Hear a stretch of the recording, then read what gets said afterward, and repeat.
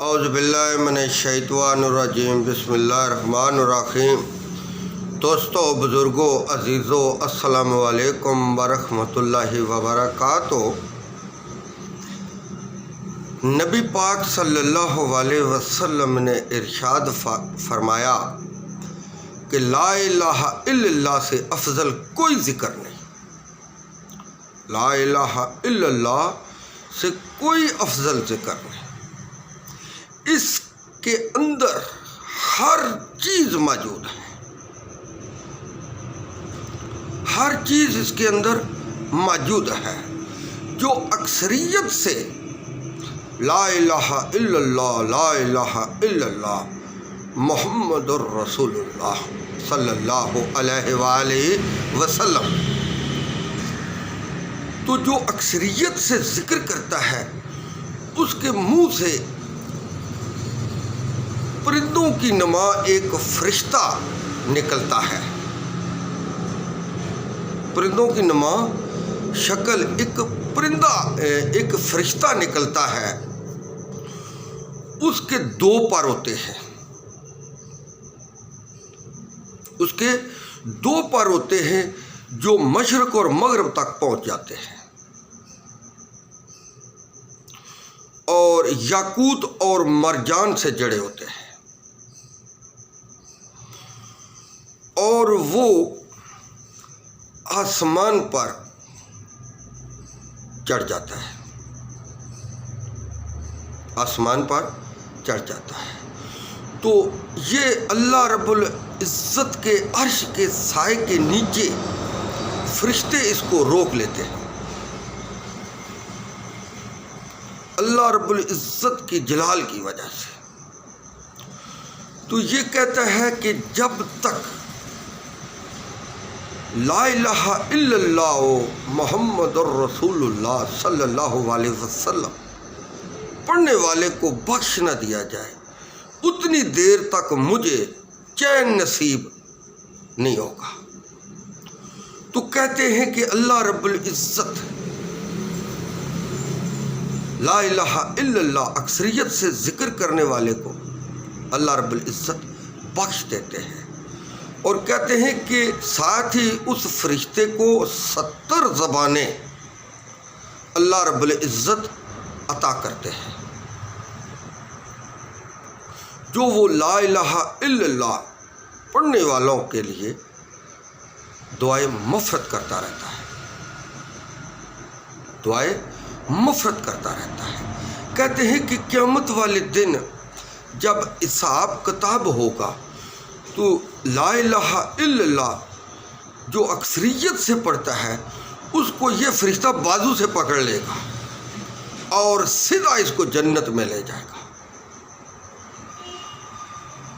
لا الہ الا اللہ محمد الرسول اللہ صلی اللہ علیہ وسلم، یہ جو پڑھتا ہے وہ اللہ رب العزت کی گواہی دیتا ہے، نبی صلی اللہ علیہ وسلم کی گواہی دیتا ہے کہ اللہ کے سوا کوئی بندگی کے لائق نہیں، وہ اکیلا ہے، اس جیسا کوئی بھی نہیں، اس کے سوا کوئی عبادت کے لائق نہیں، اس کے سوا کوئی سجدے کے لائق نہیں، اس کے سوا کوئی حاجت روا نہیں، کوئی حاجت پوری کرنے والا نہیں اللہ کے سوا۔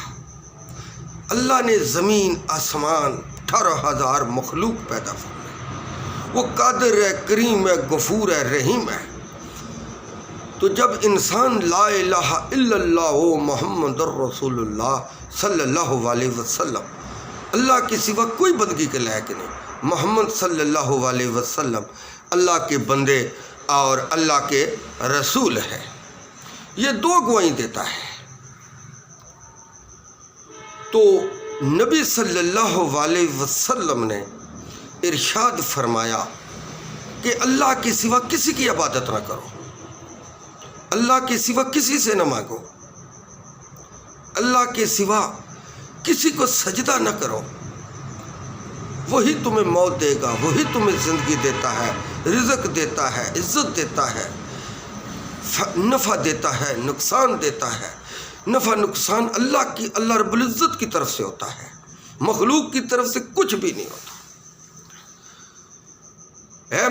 صلی اللہ علیہ وسلم تم سے پہلے جو نبی رسول پیغمبر آتے رہے وہ میری توحید بیان کرتے رہے جس طرح تم میری توحید بیان کر رہے ہو. وہ میری توحید بیان کرتے رہے جس طرح کہ تم میری توحید بیان کر رہے ہو. نبی صلی اللہ علیہ وسلم نے ارشاد فرمایا میرا تقوی اللہ رب العزت پر ہے، تمہارا تقوی بھی اللہ عزت پر ہونا چاہیے. میں بھی اللہ رب العزت کی عبادت کرتا ہوں اور تم بھی اللہ رب العزت کی عبادت کرو. میں بھی اللہ رب العزت سے مانگتا ہوں، تم بھی اللہ رب العزت سے مانگو. اب معزز حضرات، خود انصاف سے فیصلہ کرے. جب اللہ کا رسول منع کر دے، منع فرما دے، تو پھر کسی دوسرے کی طرف انسان اگر میل ہو تو یہ پھر اس کا کیا حال ہوگا جو اللہ کو چھوڑ کر لوگوں کی پوجا کرتا ہے، چاٹ کرتا ہے، لوگوں کے ناموں کی نیازیں دیتا ہے، لوگوں کے ناموں کے لنگر پکاتا ہے، لوگوں ہر کام الٹ کرتا ہے. تو جس چیز سے نبی صلی اللہ علیہ وسلم منع فرمائے جو انسان پھر بھی وہ کام کرے تو آپ خود فیصلہ کریں. ہم نے تو صرف اشارہ ہی کرنا تھا کیونکہ ہمارا جو چینل ہے یہ ہے اتفاق والا، امت میں اتفاق پیدا کرنا. آپ دیکھ لیں کہ اس انسان نے دنیا میں آ کر کس طرح کے عقیدے اپنا لے ہیں، بنا لے ہیں. یہ خود اس نے بنائے، اپنے کھانے کے لیے بنائے، اپنے پینے کے لیے بنائے، اپنے عیش و حرام کے لیے بنائے. نبی صلی اللہ علیہ وسلم نے سختی سے منع فرمایا کہ اللہ کے سوا کسی کی عبادت نہ کرو. کلمہ، حج، زکوٰۃ، نماز، روزہ، یہ 5 اسلامی رکن ہیں. ان پر سختی سے پابند رہو، ادارے سے باہر نہ نکلو. اب کوئی شخص اگر اس ادارے سے باہر جاتا ہے تو اس کا پھر کیا قیامت والے دن حشر ہوگا، یہ آپ خود فیصلہ کریں. کسی کا ذکر کرنا، کسی کا وظیفہ کرنا، کسی کی نماز پڑھنی، کسی کو اپنے لیے بخشش کا نظریہ سمجھنا، نبی صلی اللہ علیہ وسلم قیامت والے دن انسان کی امت کی سفارش کریں گے. باقی کسی کے پاس کوئی اختیار نہیں ہے. وہ خود گھبرائے ہوئے ہوں گے، پتہ نہیں ہمارے ساتھ قیامت والے دن کیا اللہ رب العزت معاملہ کرے گا. وہاں تو سب کو اپنی اپنی پڑی ہوگی. کون کسی کی وہاں مدد کرے گا اللہ کے سوا؟ کون وہاں ہماری سفارش کرے گا؟ نبی صلی اللہ علیہ وسلم کے بغیر کون ہماری سفارش کرے گا؟ کوئی نہیں کرے گا. تو انسان جہالت میں چلا جاتا ہے، جہالت میں چلا جاتا ہے. سب کی میں بات نہیں کر رہا ہوں، یہاں میں ان کی بات کر رہا ہوں جو زیادہ اچھل اچھل کر باتیں کر رہے ہیں. بڑے مفتی عالم حضرات کی میں بات نہیں کر رہا ہوں. جو اس طرف میل ہیں لوگ، ان کی میں بات کر رہا ہوں. جب اللہ رب العزت نے حکم فرما دیا کہ میرے سوا کسی کی عبادت نہ کرو، میرے سوا کسی کی پوجا نہ کرو، میرے سوا کسی کے آگے جھکو نہ، میرے سوا کسی سے نہ مانگو، میں دینے والا ہوں اور کوئی نہیں دینے والا. جن سے تم مرادیں مانگ رہے ہو وہ مجھ سے مانگ رہے ہیں. جن کو تم بخشش کا نظریہ بنا رہے ہو وہ مجھ سے بخشش مانگ رہے ہیں. ان کو کہہ دو ہاں کہ ایک مکھی کو تو پکڑ لیں گے، وہ نہیں ان کے ہاتھ میں آتی تو اور وہ کیا کریں گے.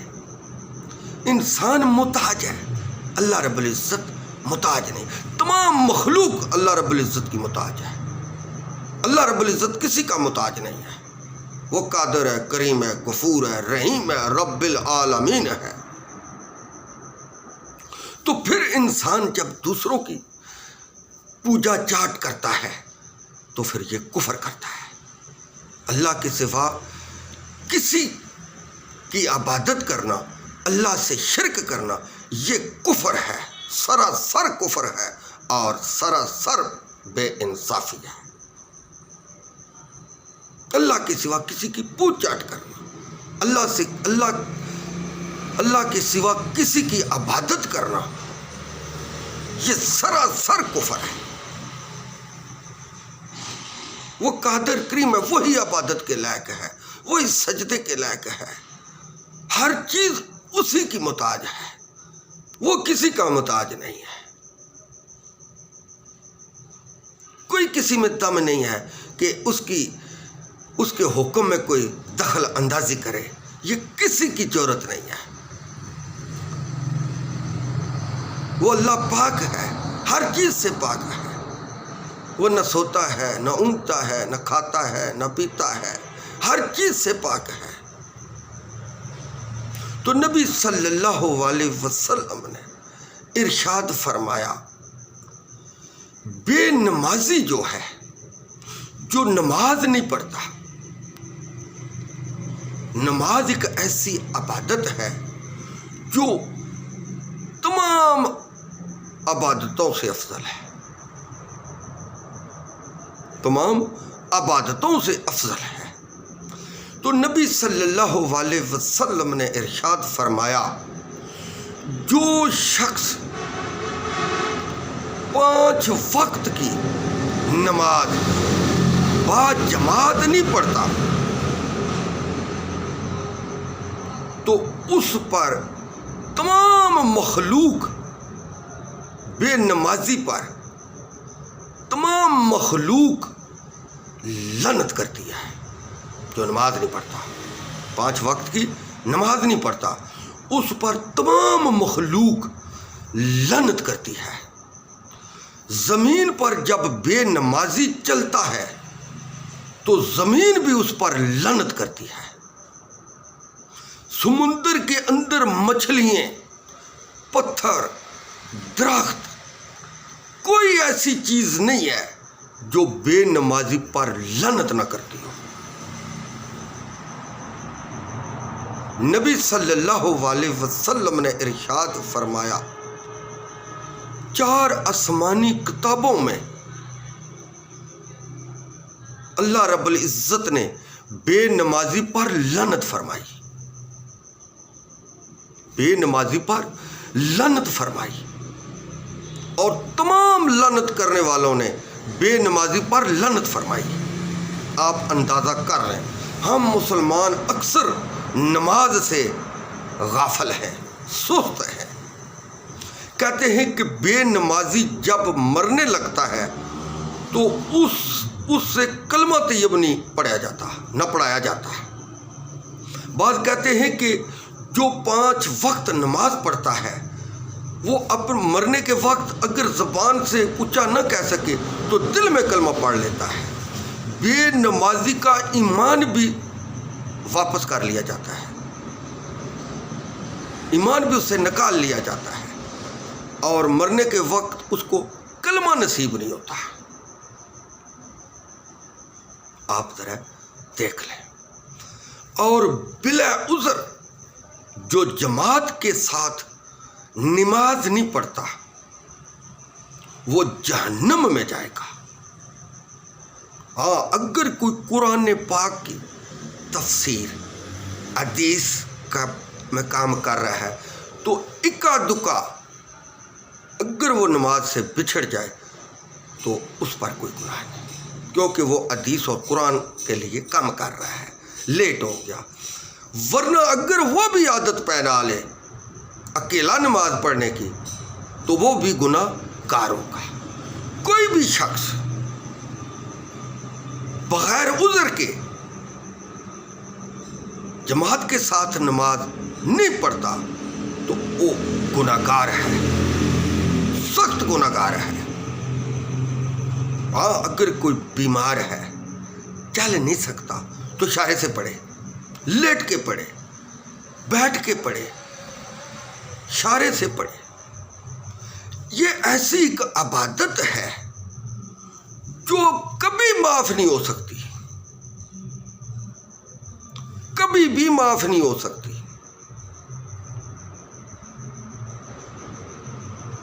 آپ ذرا اندازہ کر لیں، بے نمازی سے ہر چیز نفرت کرتی ہے، بے نمازی کے رزق میں کمی کر دی جاتی ہے، بے نمازی کے خلاف مخلوق کو کر دیا جاتا ہے۔ جو بے نمازی ہوتا ہے اس کے ساتھ وہ تکلیف میں مبتلا ہو جاتا ہے، دنیا میں پریشان ہو جاتا ہے۔ آپ دیکھ لیں کہ کتنے کتنے مالدار لوگ ہیں، وہ نماز نہیں پڑھتے تو کتنے پریشان ہیں۔ آپ دیکھ لیں غریب آدمی 5 وقت کی باجماعت نماز پڑھتا ہے لیکن پرسکون رہتا ہے، اللہ کی یاد سے دلوں کو سکون ملتا ہے۔ سائنسدانوں نے بھی اس چیز کو آزمایا کہ جو اللہ کا ذکر کرتا ہے، یہاں جو جس کو چیٹی چیٹی وہ آ جاتی ہیں پھٹکڑیاں جی، یہ دل کو طاقت دیتی ہے۔ جب آپ اندازہ کر لیں جو بالکل اللہ کے ذکر سے غافل ہے وہ زندہ مردہ ہے، جو اللہ کے ذکر سے غافل ہے وہ زندہ مردہ ہے، وہ بدبودار مردہ ہے، وہ بے شعور مردہ ہے، وہ بد عقل مردہ ہے، وہ بد نصیب مردہ ہے۔ جو نماز نہیں پڑھتا وہ زندہ مردہ ہے۔ جو اللہ رب العزت کے آگے سجدہ نہیں کرتا وہ کفر کرتا ہے۔ جو اللہ رب العزت کو سجدہ نہیں کرتا وہ کفر کرتا ہے، بشرطے کہ توبہ کر لے اور 5 وقت کی نماز باجماعت ادا کرنے میں لگ جائے، تو پھر اللہ رب العزت اس کو معاف کر دیتے ہیں، کیونکہ استغفار کرنے والا شخص قیامت والے دن اللہ رب العزت کے سائے کے تھلے ہوگا، اور جس نے ایک اتھر اللہ رب العزت کے خوف سے نکالی اس کی زمین پر گر گئی تو اس پر دوزخ کی آگ حرام ہو جاتی ہے، دوزخ کی آگ اس پر حرام ہو جاتی ہے جو اللہ کے خوف سے رویا۔ کہتے ہیں کہ جب حضرت یعقوب علیہ السلام کنعان سے مصر روانہ ہوئے تو اتنے روئے کہ جو پرندے تھے وہ بھی رونا شروع ہو گئے، پرندے بھی رونا شروع ہو گئے۔ آپ دیکھ لیں حضرت یونس علیہ السلام مچھی کے پیٹ کے اندر نماز پڑھتے رہے، سبحان اللہ سبحان اللہ سبحان اللہ۔ حضرت ابراہیم علیہ السلام آگ کے اندر نماز پڑھتے رہے۔ نماز کسی کو معاف نہیں ہے، نماز کسی کو معاف نہیں ہے، چاہے بوڑھے سے بوڑھا بھی ہو،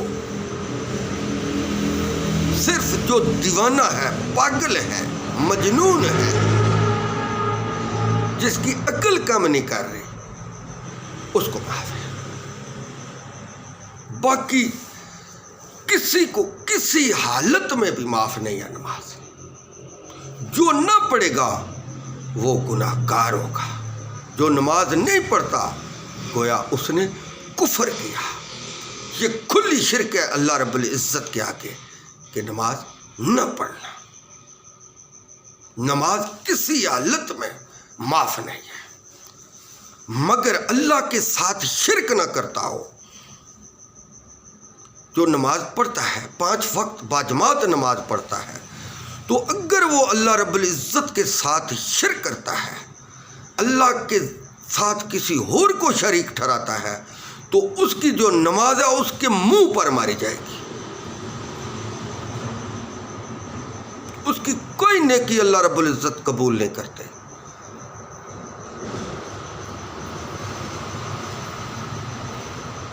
جو قاری قرآن پڑھے، اللہ کی رضا کے لیے حفظ کرے، پھر اللہ کی رضا کے لیے لوگوں کو حفظ کرائے، سکھائے، پڑھائے، تو اللہ رب العزت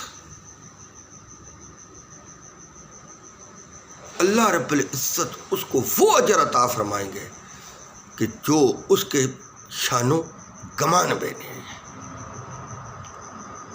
اور بعض کہتے ہیں کہ قیامت والے دن قاری تلاوت فرمائیں گے، جو قرآن پاک کی اچھی دنیا میں تلاوت کرتے ہیں، اللہ رب العزت کے لیے کرتے ہیں، دکھلاوے کی نہیں کرتے، لوگوں کو خوش کرنے کے لیے نہیں کرتے، بھائی لوگ کہیں کہ فلانا بڑا اچھا قاری ہے، لوگ اس کی تعریف کریں، تو ایسے قاریوں کو اللہ رب العزت جہنم میں داخل کرے گا۔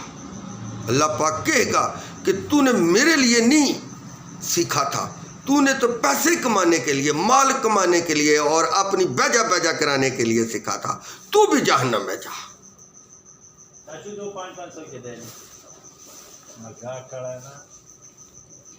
تو یہ وہ بھائی جان سب گفتگو ہے جو ہم نے بیان کی ہے، تو اگر اس میں کوئی کمی کوتاہی ہوگی یا میں کوئی لفظ آ کے پیچھے کر کے آؤں تو اس کے لیے میں معذرت خواہ ہوں۔ سیدھا راستہ وہی ہے جو اللہ اور اللہ کے رسول نے بتایا، باقی سب راستے ٹیڑھے ہیں، ان کی کوئی حیثیت نہیں، وہی راستہ سیدھا ہے جو نبی صلی اللہ علیہ وسلم نے بتایا، وہی جنت کا راستہ ہے۔ جو نبی صلی اللہ علیہ وسلم کی سنت کے مطابق زندگی گزار کے اس دنیا میں چلا جاتا ہے، یقیناً وہ سیدھا جنت میں چلا جاتا ہے۔ وآخر دعوانا ان الحمد للہ رب العالمین۔